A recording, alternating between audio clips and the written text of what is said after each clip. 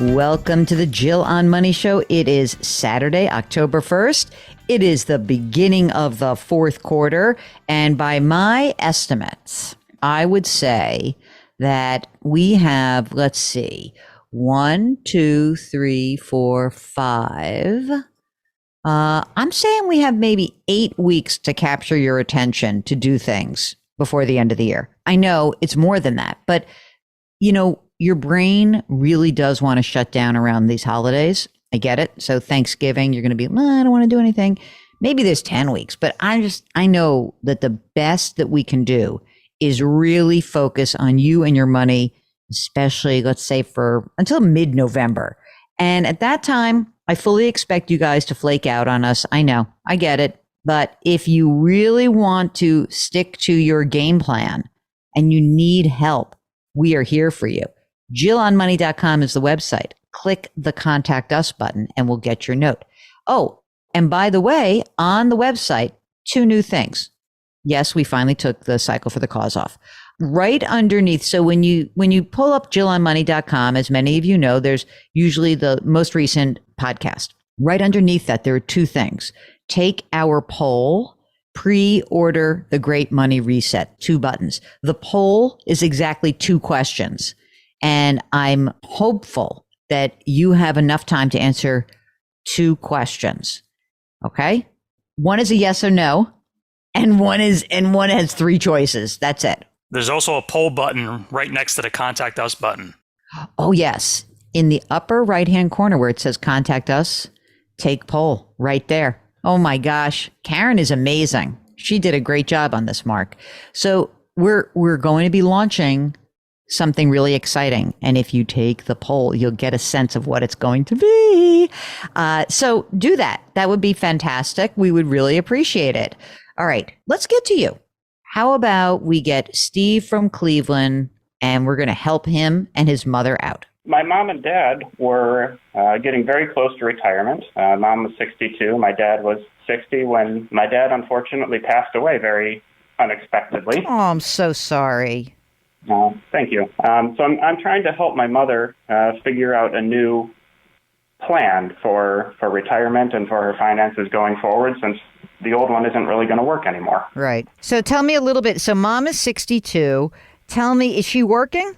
She is working. The original plan was she was going to work for 1 more year, and then she was going to retire and start collecting her pension. My dad was going to work for a couple more years as they tried to squirrel away as much money as they could into their retirement accounts. And also they were planning on, figuring out where they actually want to live in retirement and selling their house and things like that. Okay. So right now, in terms of where she is living, she's living in the home. How much is the house worth right now? The house is probably worth about $600. I think there's about $100,000 left on a mortgage. The mortgage, the house, is it a big house? I mean, what do you and also how soon was this did your dad pass away? How long ago? And that was just a couple months ago. Oh, so we don't really want her to make big decisions. Correct. Yeah. Right now she's working on finishing off the house just to try to get it ready to sell, because that was the plan anyway. And it's a lot of house for one person to live in. Yeah. We're still working on figuring out where she actually wants to go, where she wants to live, if she wants to work another year or 2 or just be done after this year like the original plan. My primary concern, I think, right now is there's so much to think about. I'm struggling prioritizing. Okay. Cash flow seems like a big problem right now because mom's income was much less than dad's. Okay. And her income covers the mortgage, and that's about it. Okay, so how much does mom make? I don't know her actual salary, but take home is about $2,500. And what do you think her expenses are? And staying in the house, let's just presume that she stays in the house for, at least through the end of the year. But what are the expenses that she has to juggle for her basic, not, going crazy, but also not scrimping? It's about $3,500 a month. All right, so we got to get $1,000 a month. Okay. Yeah. So tell me about, besides the house, the assets that she and your dad had accumulated. Sure. So between the two of them, they had, I think, about 250 in various rollover IRAs from previous employers. My dad had about $100,000 in an ESOP plan with his employer that he was with when he passed away. In retirement, Mom is expecting about $3,000 a month in pension plus whatever from Social Security, which I think was estimated at about $2,000 a month. Okay, so that obviously, as soon as that gets turned on, will cover her needs. So that's really the issue. Okay. Anything in non-retirement assets? Thankfully, my dad had a good amount of life insurance through his employer. So that was about $250,000 that paid out once all the paperwork was done there. Okay. So that's actually very helpful right now. That's how bills are being paid. Okay. For this minute, let's think about the best way to address the cash flow problem. And that is to use the life insurance proceeds, which is exactly why life insurance proceeds are so fabulous, right? There's no problem in spending some of this money down. So I think that at least until she is not just ready to sell the house physically till the work is done, but until she is emotionally ready to sell the house, that we should use those funds. Did they have any other money in savings, or is the life insurance proceeds essentially all the savings that is not in retirement? That's the bulk of the Okay. All right. savings. They had a couple thousand in a savings account, but that's Okay. about it. So here's what I would do. I wouldn't start putting that life insurance money to work anytime soon.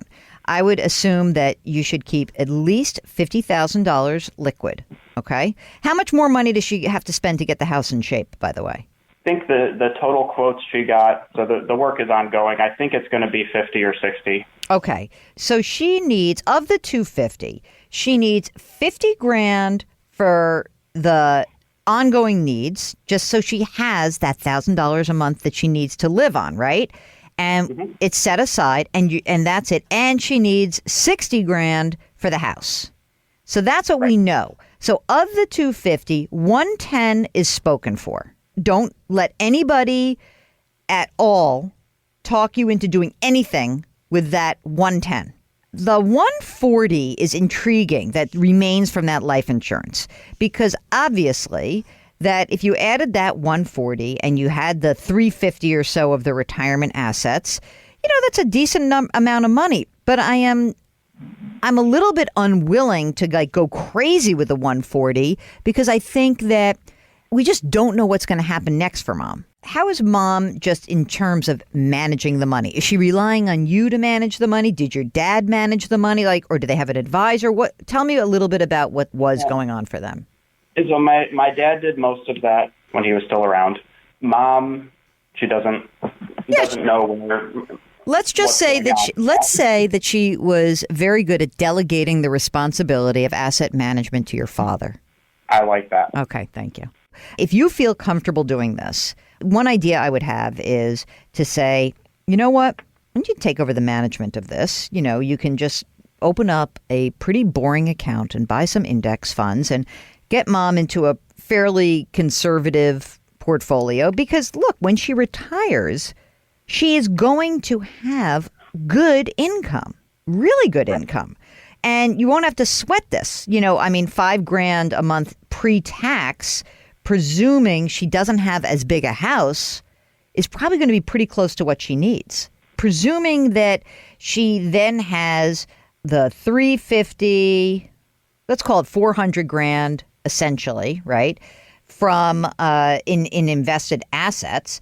She could always pull out $1,000 a month here and there, $1,000 a month just to, do fun things, right? And then she'll have the proceeds from the house. And since we don't know where she wants to go next, what I would say is don't be in a rush to buy something with the proceeds from that house. Look, she's in this huge transition. This reminds me so much of my own mother, so I hate to personalize it because it's your situation. But, my parents were older. My dad was 76. My mom was 74. But similar situation in that there was this big house. They had always wanted to sell it. They were planning to sell it. Dad dies. And it was just too much to deal with selling the house till some time passed. For my mom, it was about 9 months or 10 months later. And then she was sort of okay. She just needed to get her grounding a bit. So once that happens, I think that she figures out where she wants to go next. And then maybe she rents for a year before you even think about buying, just to see. We've already started talking about that. Yeah. To put off the big decision a little bit more. Yeah, I think so. And I think that makes a lot more sense. Now, in terms of managing the money, there are two things. You could go to a fee-only financial planner. You could literally get somebody to help her, at the very least, just focus on what the game plan should be. And then, build a plan out, and then maybe or maybe not manage the money. Maybe you'll manage the money. In my heart of hearts, given her age and everything that's going on and how sudden this sounds, I would actually tell her to keep working. Because I think that is going to be a consistent part of her life that will help her a great deal. And it's not for the money, because I actually think that financially she probably can swing it. But I actually believe that for her emotional state, it might be better to keep working, at least until she really has a game plan and feels comfortable around it. I mean, I'm sure she's still numb.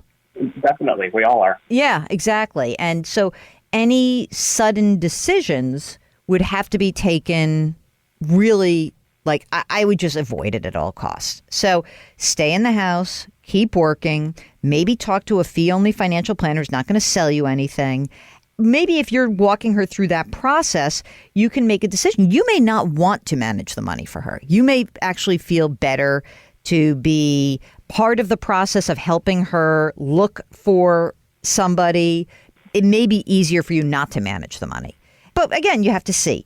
When you said, what are the priority? The priority is to get a plan in place to basically lock down her cash flow needs. May say to her, Mom, we're so lucky that Dad had this life insurance that will pay for the house and that will pay for your ongoing needs to maintain that house, for, the next year and a half, say, and that at the end of that period of time, hopefully she'll figure out what she wants to do next. Once she has the proceeds from the house sale, plus the 140 grand or so from the life insurance, you might have different decisions to make. But again, I wouldn't go crazy with my allocation on any, especially on the non-retirement assets. I really would take a conservative stance until she settles down. If you are like Steve and you have a parent who's trying to figure out their own finances, maybe you have adult children, I sort of feel like we've been getting many more intergenerational questions. We really do love these because so many of our money habits are actually formed early on. All you need to do is go to our website, JillOnMoney.com, hit the Contact Us button, complete the form. Let us know if you want to come on the air, and don't forget to take our poll. It is exactly 2 questions. That's it, okay? That's it. All right. Do me a favor. Do something nice for someone else today. Grit, growth, grace. Thank you for listening. We'll talk to you tomorrow.